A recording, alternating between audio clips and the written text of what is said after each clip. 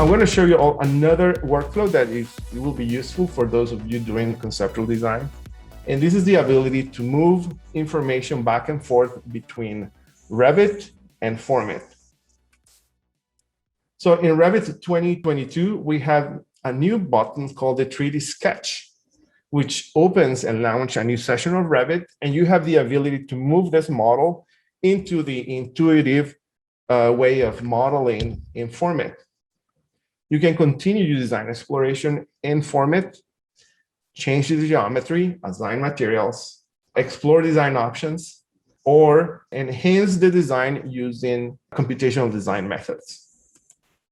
In the last versions of Revit, we have integrated Forma with Dynamo.